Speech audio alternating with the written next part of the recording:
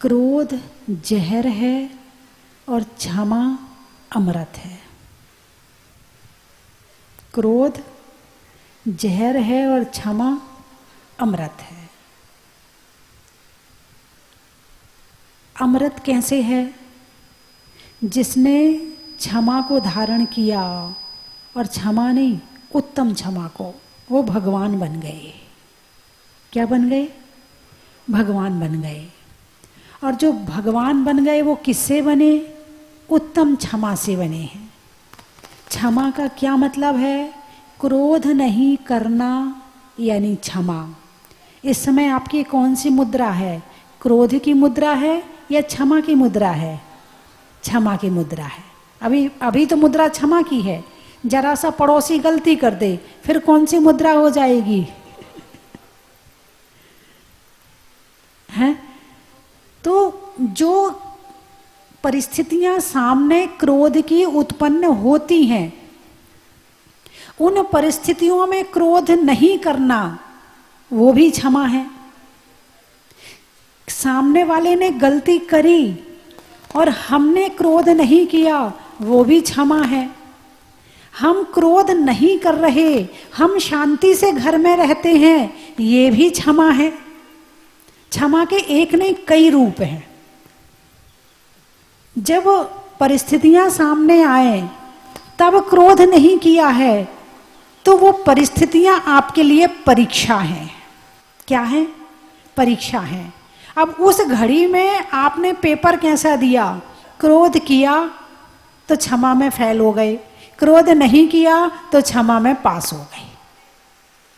क्रोध नहीं करना ये क्षमा है। परिस्थितियां उत्पन्न हो जाएं फिर भी क्रोध नहीं करना, ये उत्तम क्षमा है।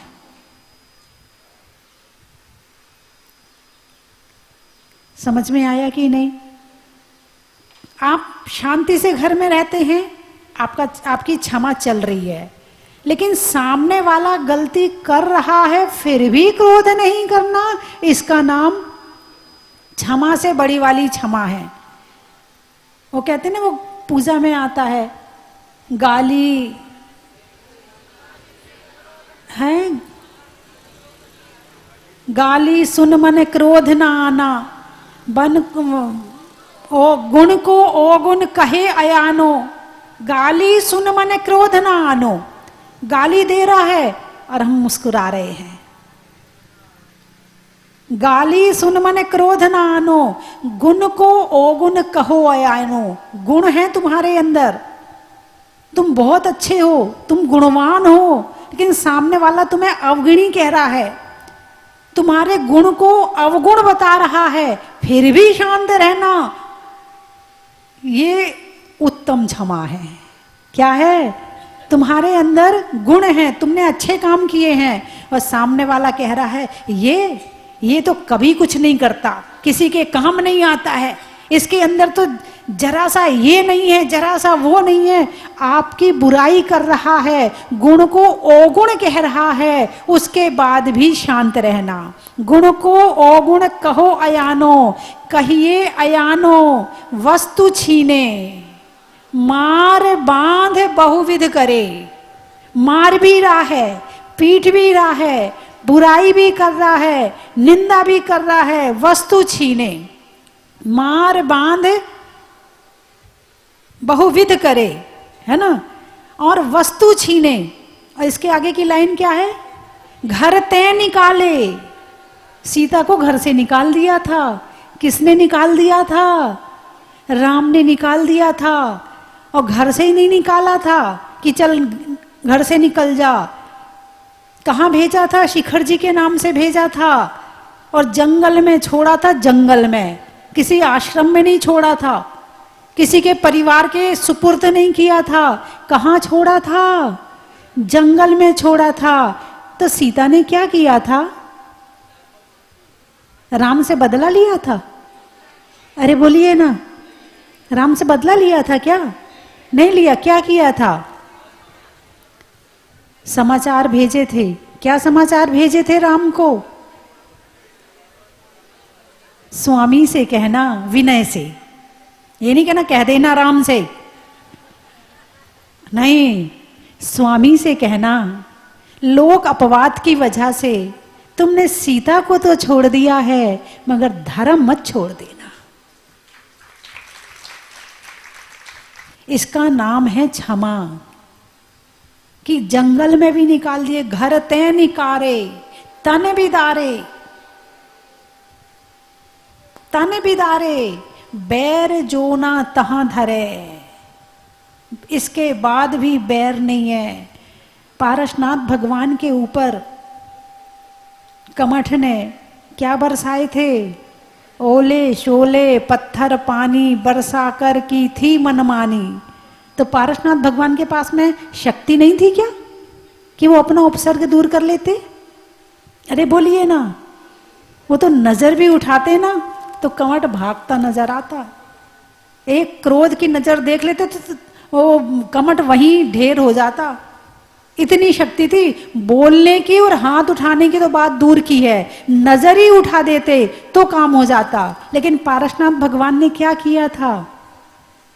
अरे बोलिए ना, क्षमा किया था। अपने ध्यान में चले गए। जो ध्यान में बैठा है वो उत्तम क्षमा में है। पांडवों को गहने पहनाए थे। कौन से गहने? लोहे के। कैसे थे? अग्नि के समान तपते हुए कि शरीर जल जाए। लेकिन क्या उन्होंने बदला लिया? नहीं लिया। तो क्या क्रोध जहर है और क्षमा अमृत है। पांडव कहाँ गए?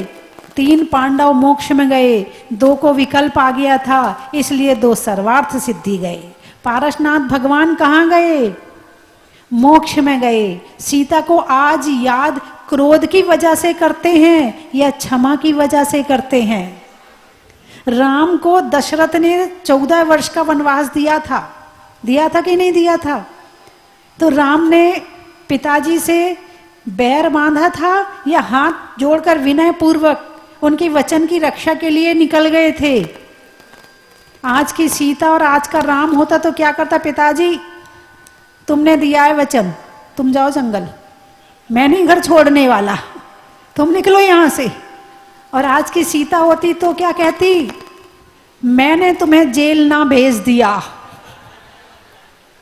तो मेरा नाम भी पंचम काल की सीता नहीं। आजकल लड़के लड़कियों की शादी होती है तो उनकी बहन, उनकी सखियां, उनके दोस्त उन्हें पहले सिखा के भेजते हैं, ये दबना मत, तू अभी दब गई ना तो सारी जिंदगी दबना पड़ेगा। इधर लड़की की सखियां सिखा रही, बहन सिखा रही हैं, इधर लड़के सिखा रहे दबना मत, बिल्कुल मत दबना, एक कहे तो 4 सुनाना। अभी दब गया ना तो तू हमेशा दबता ही रहेगा। फिर दोनों घर से भरे आते हैं। वहां क्षमा नहीं होती है, वहां तो बदला होता है।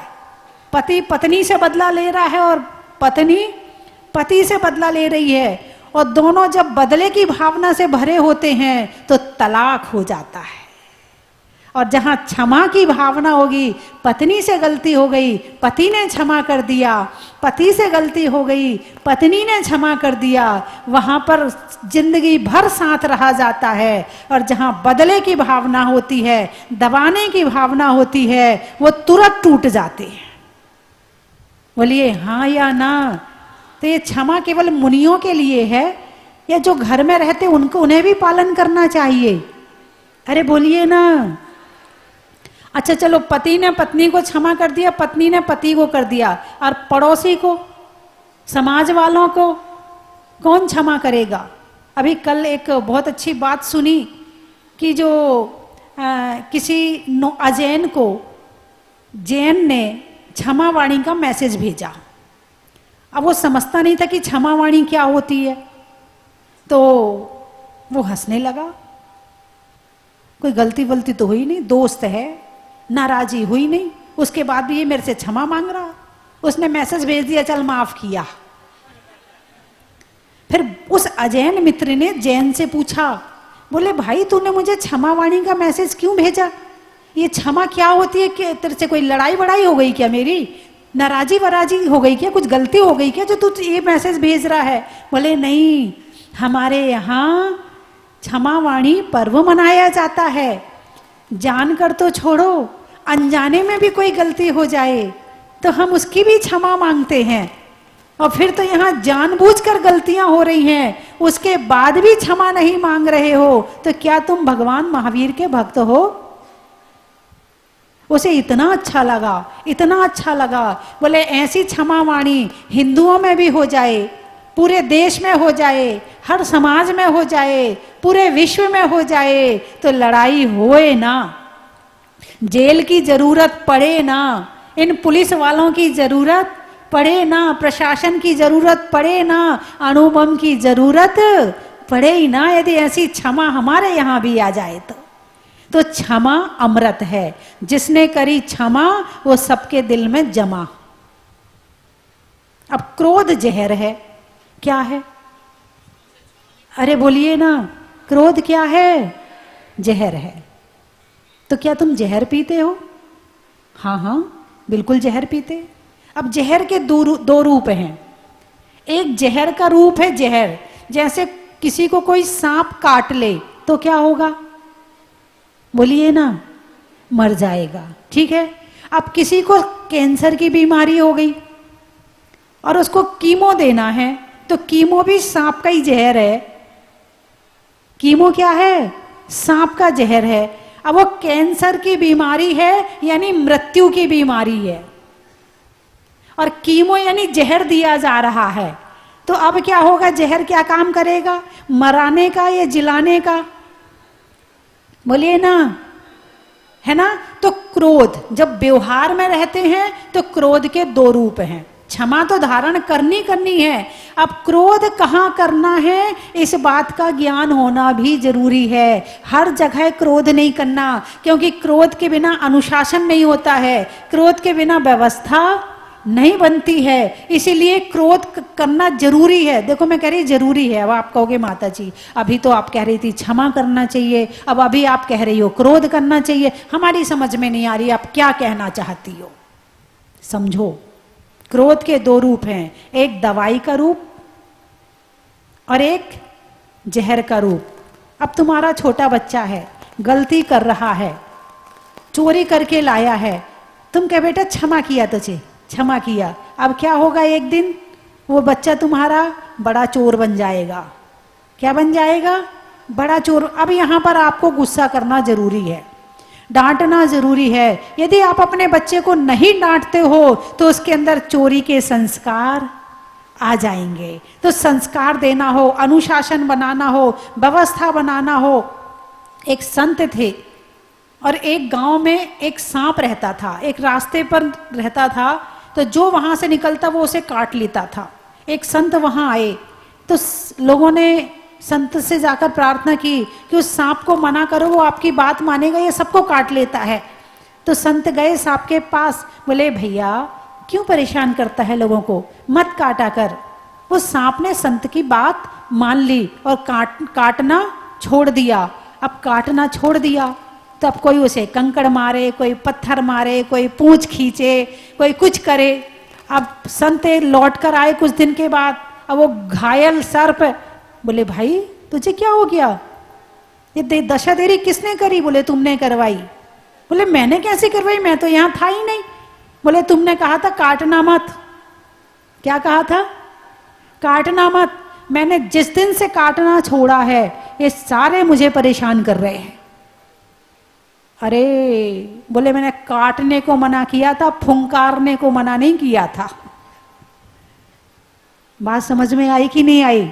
यानी हृदय से बैर बांधने वाला, ईर्ष्या वाला, निंदा वाला जो क्रोध होता है वो क्रोध नहीं करना, लेकिन जो अनुशासन वाला होता है वो कर लोगे। तो काटने मना कर रही हूं, फुंकारने मना नहीं कर रही हूं। बात समझ में आई? अरे बोलिए ना, क्षमा समझ में आई? क्रोध समझ में आया? क्रोध को भी समझना जरूरी है। यदि क्रोध को नहीं समझोगे तो फिर कहीं आप ऐसा जहर पी लोगे कि 7वें नरक तक ले जाएगा। इसीलिए क्रोध घर में रहकर ना करो, ऐसा संभव नहीं है। निमित्त मिलता है और तुम्हें क्रोध आ जाता है, लेकिन फिर भी कहाँ करना है, कितना करना है, इस बात का ज्ञान होना जरूरी। सब जगह मत करने लगना, नहीं तो माता जी ने छूट दी है तो चलो माता जी ने तो छूट दे दी। नहीं, मंदिर में क्रोध नहीं करना, मंदिर के काम में क्रोध नहीं करना, है ना। और जहाँ पर कोई छोटा बच्चा है तो उतना ही करना। अभी एक कल मैंने कहीं पढ़ा था कि उसमें आया, बोले एक बच्चा बहुत बदसूरत था, बहुत बदसूरत था, जो भी देखता, ये तेरा लड़का है, तेरी शक्ल तो मिलती नहीं है, कितना बुरा लग रहा है। एक दिन उसको सबके कहने पे, बार बार कहने पे, बार बार कहने पे इतना गुस्सा आया कि जिस नदी में मगरमच्छ थे उस नदी में उठाकर अपने बच्चे को फेंक दिया।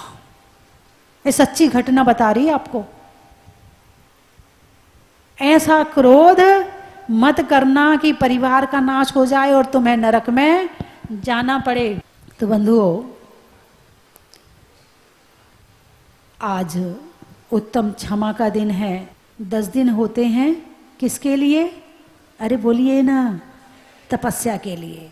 तो सबसे पहली तपस्या भोजन से शुरू होती है। 12 तप में पहले तप का क्या नाम है? अनशन। क्या नाम है? अनशन। कि उपवास करो। क्या करो? उपवास करो। चलो, तुमसे उपवास नहीं होता है तो ऊनोदर, भूख से कम खाओ। क्या करो? भूख से कम खाओ अथवा एक बार खाओ। चलो तुम उपवास नहीं कर पा रहे, भगवान इतनी शक्ति दे कि मैं 24 घंटे में एक बार खा लूं। आज भोजन किया है तो बस मैं अभी जो मैंने खाया है इसके बाद अब मैं मुंह जूठा नहीं करूंगा, अब मैं एक बार ही खाऊंगा। तुमसे इतना भी नहीं हो पा रहा है तो चलो शाम को दूध पानी ले लेना। क्या ले लेना? या पानी पानी ले लेना या केवल दूध पानी ले लेना और बाकी त्याग कर देना। ऐसा हो सकता है कि नहीं हो सकता? तो उपवास वाले कितने हैं? पहले वो हाथ उठाएं। उपवास वाले कितने हैं जो भाव बना रहे हैं कि उपवास करेंगे? उठाइए हाथ। आज के उपवास वाले हाथ उठा लें जिनने का 3 उपवास तो करना ही करना। पहला उपवास, अष्टमी का उपवास और चतुर्दशी का उपवास। 3 उपवास यदि आपसे होते हैं तो मानना, पहली बात कि आपसे 10 हो जाएं तो बहुत अच्छी बात है। 10 नहीं हो पाता है तो 2 तो करना, एक पहला और एक आखिरी का। 2 भी नहीं हो पाते तो आप कम से कम अष्टमी और चतुर्दशी का कर लेना। अष्टमी और चौदस का उपवास कर लेना। प्रथम तप का नाम है अनशन। अनशन का मतलब है उपवास। ठीक है। फिर चलो तुमसे कोई बीमारी है, किसी को शुगर की बीमारी है, किसी को कोई बीमारी है तो एक टाइम खा लेना। तो ऐसे कौन है जो एक समय भोजन करेंगे? हाथ उठाकर बताओ। शाम को कुछ नहीं लेंगे, शाम को कुछ नहीं लेंगे, केवल पानी लेंगे, बस केवल पानी लेंगे शाम को और कुछ नहीं लेंगे। ऐसे कितने लोग हैं? वो हाथ उठाएं। केवल शाम को पानी लेंगे। बहुत बढ़िया, शाम के पानी वाले, ठीक है। अब आपका संकल्प हो गया, जिसने हाथ उठाया है आपका संकल्प हो गया। अब ऐसे कितने हैं जो शाम को केवल दूध पानी लेंगे और कुछ नहीं लेंगे? शाम को सुबह भोजन और शाम को दूध पानी। उठाइए हाथ, शाम को दूध पानी वाले अच्छे से हाथ उठाइए। ठीक है भाई, बीमारी वाले तो कम से कम इतना लेना ही पड़ेगा। अब ऐसे कितने हैं जो सुबह चाय भी पीते हैं, नाश्ता भी करते हैं? है क्या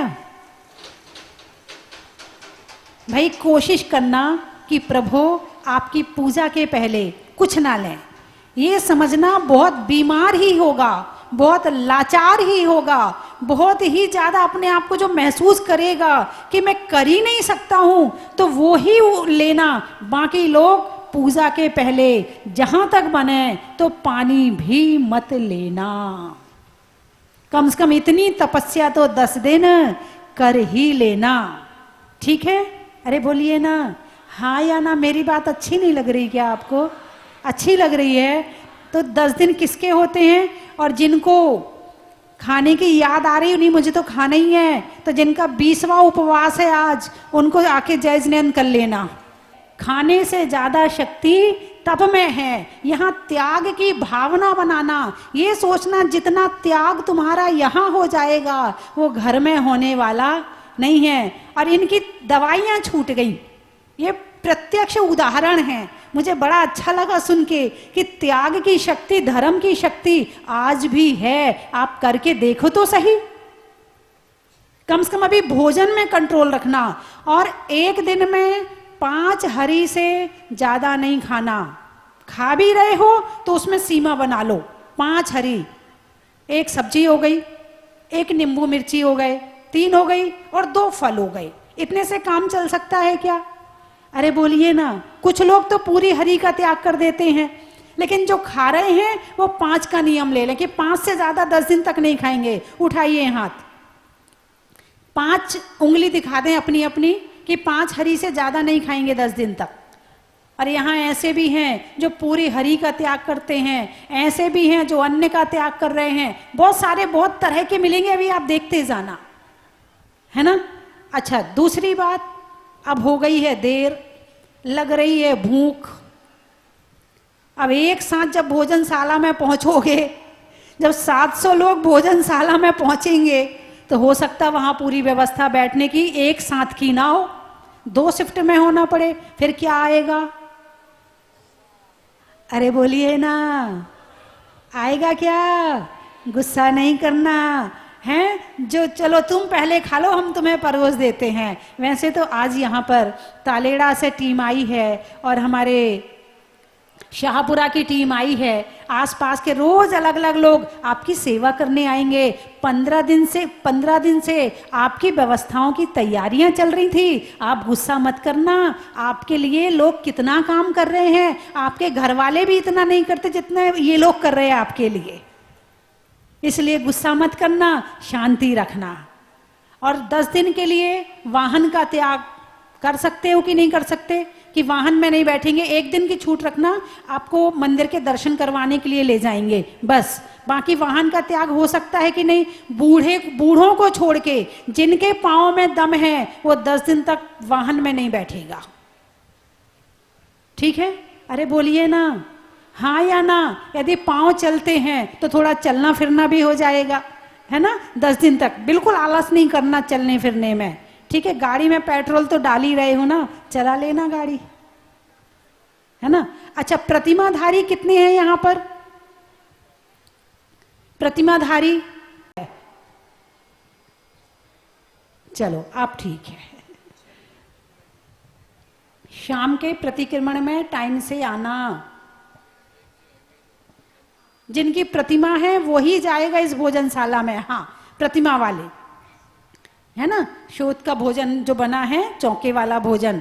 और बाकी लोग हाँ अपना अपना रजिस्ट्रेशन करवा लेना कि किसको किस। और सब लोगों को वो मिल गए क्या? बैच मिल गए क्या? बैच मिलेंगे, वो ही भोजनशाला में एंट्री मिलेगी। बिना बैच के भोजनशाला में एंट्री नहीं मिलेगी। ये व्यवस्था बनाई है, व्यवस्था को आप लोग बनाने में सहयोग करना। क्योंकि भाई आप समझो सही, आदमी ने व्यवस्था बनाई है तो कुछ सोचकर ही तो बनाई होगी, इसलिए आप बैच जरूर लगाना। दूसरी बात, दोपहर में अभी आपने क्या किया? भोजन कर लिया। अब थोड़ी देर जाके रेस्ट करना हो रेस्ट करना, सामायिक करना हो सामायिक करना, पाठ करना हो पाठ करना। उसके बाद 2 बजे से 2:30 बजे के बीच में यहाँ पर उपस्थित होना है। अब आप देखो, 1 नहीं 2 भैया जी बुलाए हैं। कितने? अरे बोलिए ना, 2 भैया जी। भाई 2 भैया जी क्यों बुलाए? एक भैया जी दोपहर में प्रवचन भी सुना देते, रात को भी सुना देते, सुबह भी कर देते।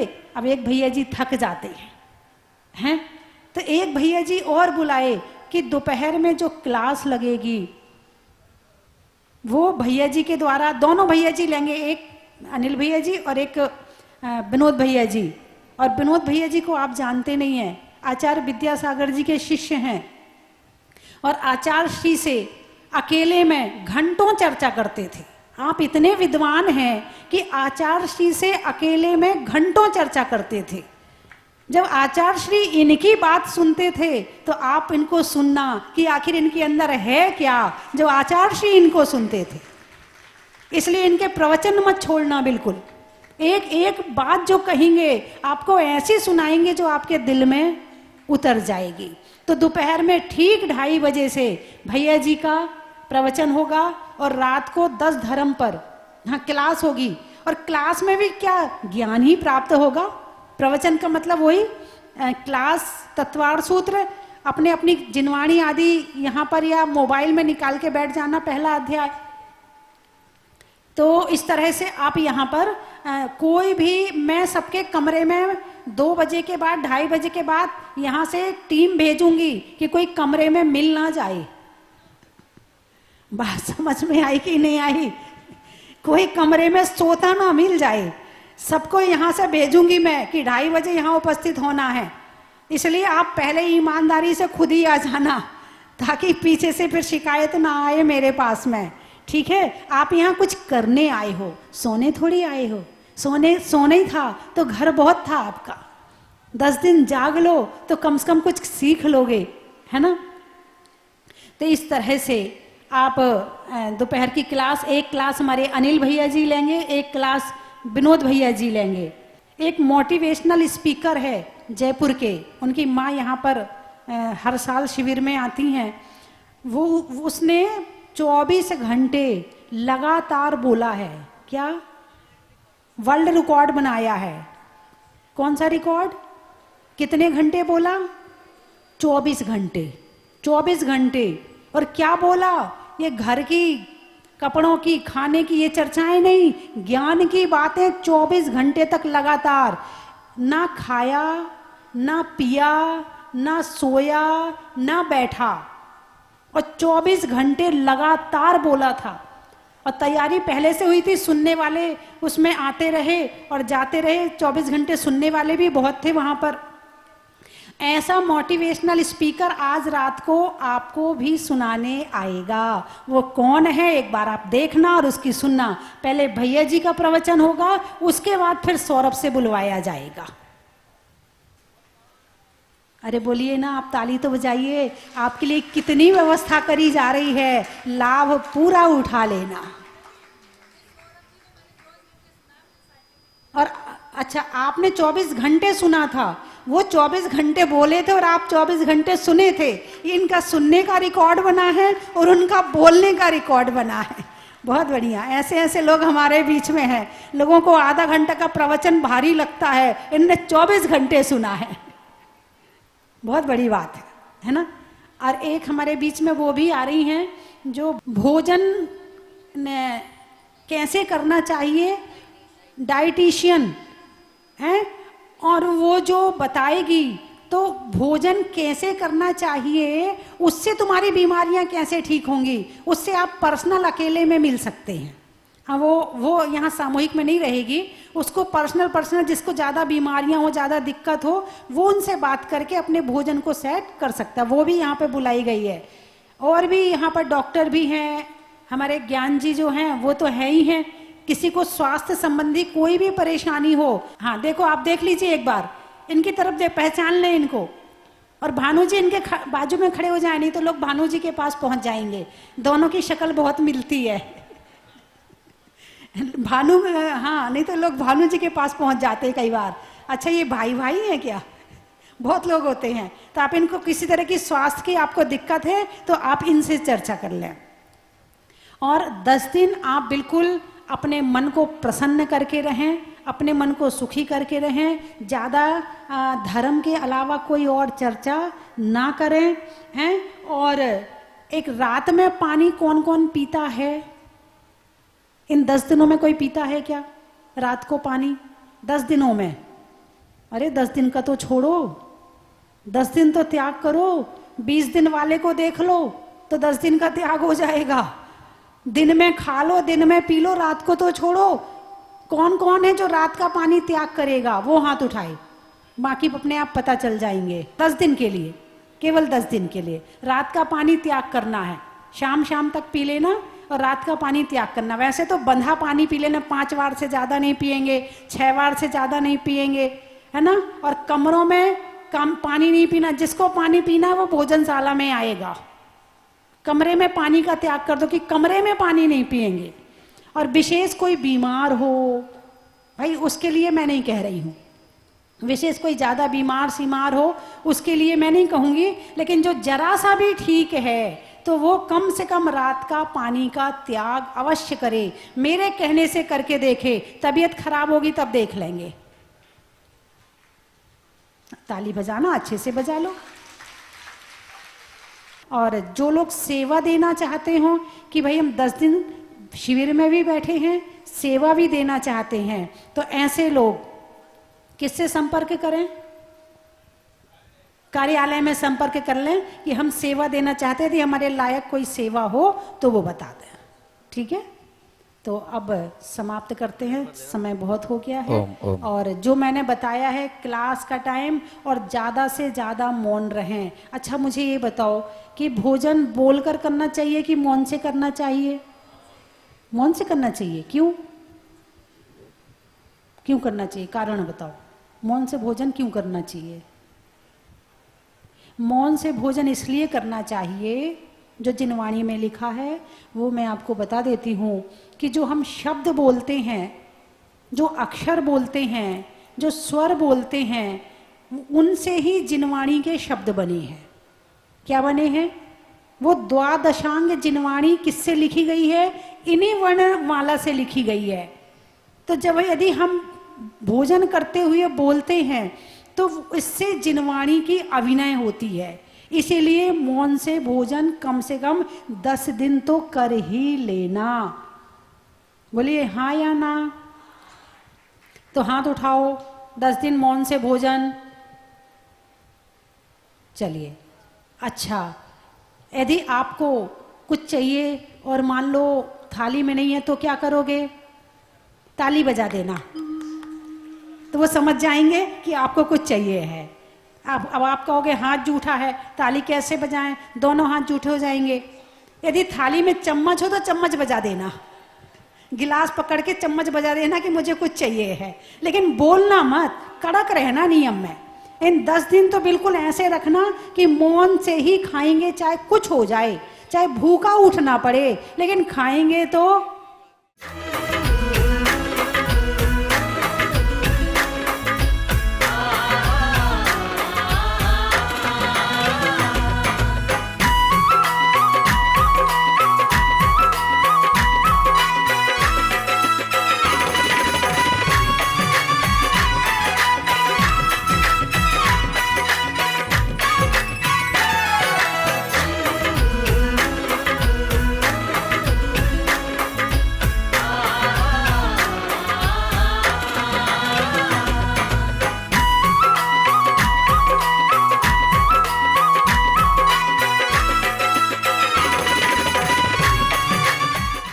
कंचन की थाल को सजाओ रे आज, रत्नों की थाल को भर लाओ रे आज। आओ आओ करे रे गुणगान आरती भगवन की। आओ आओ करे गुणगान आरती भगवन की। आओ आओ करे रे गुणगान आरती भगवन की।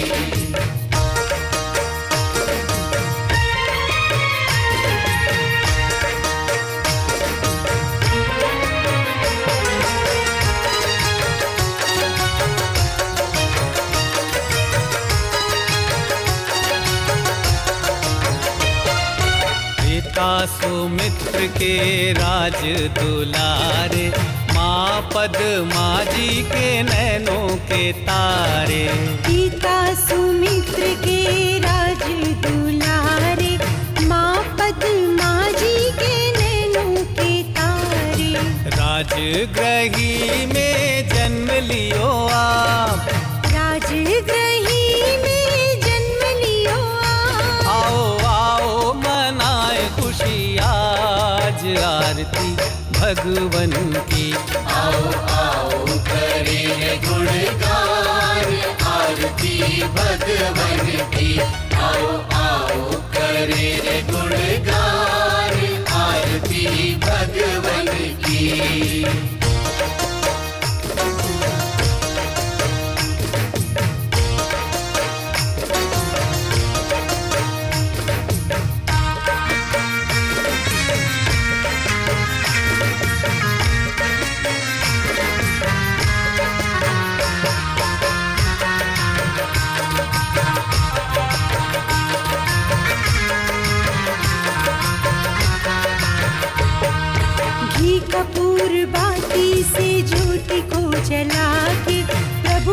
के चरणों में शीश को नवा के। घी कपूर बात भक्ति श्रद्धा समर्पण का अद्भुत संयोग प्रभु श्री मुनि सुव्रत की छांव में एवं परम पूज्य गुरु मां के सानिध्य में बन रहा है श्रावक संस्कार एवं साधना शिविर का भव्य योग। भारत गौरव स्वस्तिधाम प्रणीत्री काव्य रत्नाकर युग प्रवर्तिका परम विदुषी लेखिका गणनी आर्यका 105 श्री स्वस्ति भूषण माताजी के मंगल सानिध्य एवं निर्देशन में आयोजित होने जा रहा है दशलक्षण महापर्व के अंतर्गत श्रावक संस्कार एवं साधना शिविर। शुभ तिथि 8 से 17 सितंबर 2024। स्थल स्वस्तिधाम जहाजपुर राजस्थान। आयोजक श्री 1008 मुनि सुव्रतनाथ दिगंबर जैन स्वस्तिधाम अतिशय क्षेत्र समिति जहाजपुर। निवेदक सकल दिगंबर जैन समाज जहाजपुर। अधिक जानकारी हेतु संपर्क करें